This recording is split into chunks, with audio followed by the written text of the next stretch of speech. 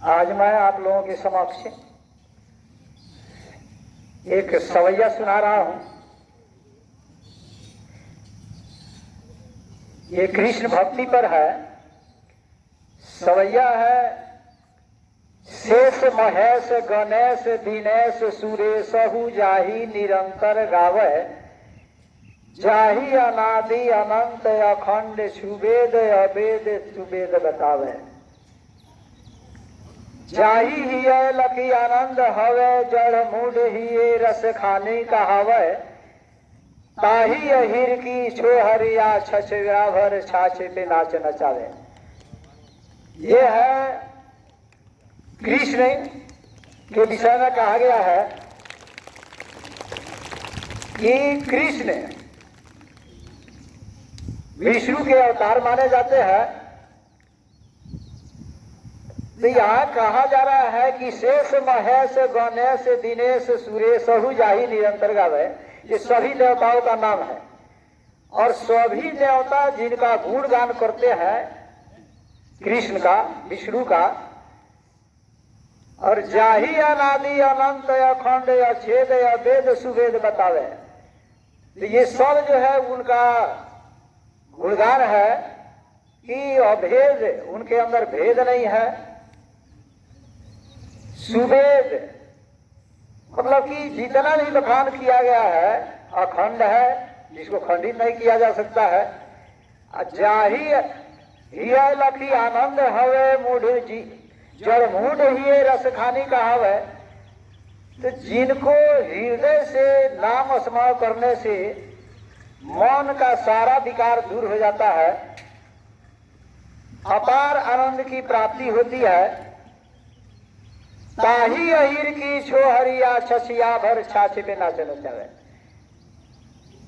उस महान देवता को अहिर की बच्चियां जो है थोड़े से दही का छाछ जो है छाली का लालच दिखाती है और कहती है कि नाच करके दिखाओ, मैं तुमको छाली खिलाऊंगी, छाछ खिलाऊंगी। और उतना बड़ा देवता ये दही के लालच तो कैसे नाच करके दिखाते हैं, ये बहुत अफसोस की बात है। यहाँ है कृष्ण को चोर कहा गया है, चित चोर कहा गया है।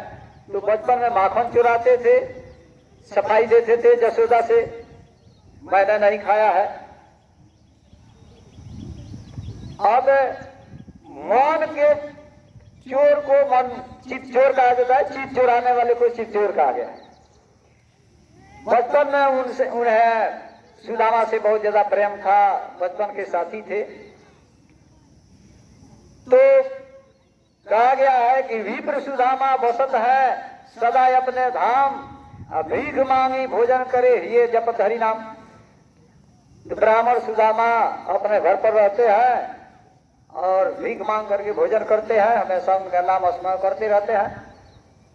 जब वहां बुलावट हुआ है, बुलावट नहीं हुआ है, जब उनकी पत्नी राय दी कि आपके मित्र हैं कृष्ण राजा बने हैं, तो जाइए उनसे अपने दुख दर्द को सुनाइए, हो सकता है कि आपके दुख को हल कर दें। पत्नी के बात को माने गए वहां। जब दरबार में पहुंचते हैं, वहां सिपाही लोगों से, दरबार लोगों से अपनी दुखड़ा बताते हैं, परिचय देते हैं कि जाकर थोड़ा सा कृष्ण को संदेश दीजिए। वहां उनका उतना स्वागत हुआ है, कृष्ण जैसे सुने हैं दौड़ कर आए हैं, उठ करके आकर के मिले हैं, कठौता में पैर पखारे हैं। सारा आदर सत्कार करने के बाद कुछ दिन रहने के बाद सुदामा को कुछ मालूम नहीं है कि हमारे साथ ये क्या कर रहे हैं। वहां खाली हाथ लौटा दिए हैं, फिर वहां से चल दिए हैं घर की तरफ, कुछ भी नहीं मिला है उनको।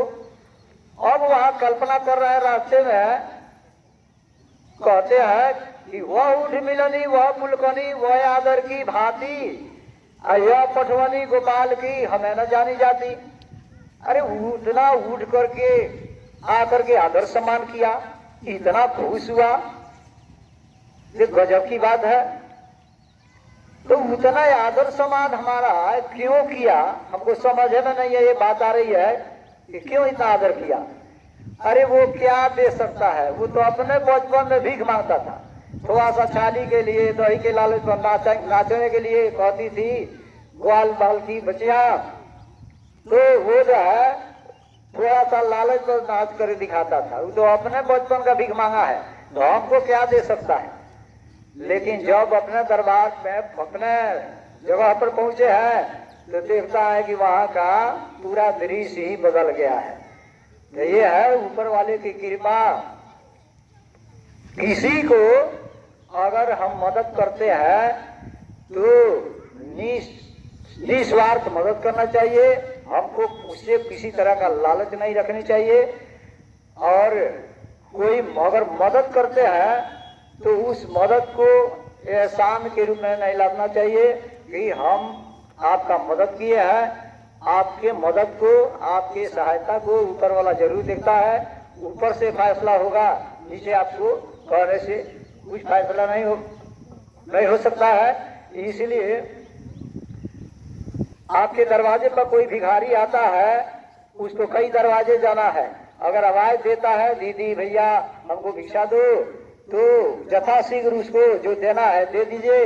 अगर वापस करना है तो वापस बोल दीजिए, लेकिन वहां खड़ा होकर उसको चिल्लाने का मौका नहीं दीजिए। इसलिए कि आपके दरवाजे पर खड़ा होने से उसका काम चलने वाला नहीं है, कई जगह उसको जाना है। इसी के साथ जय हिंद, जय भारत, जय तिरंगा।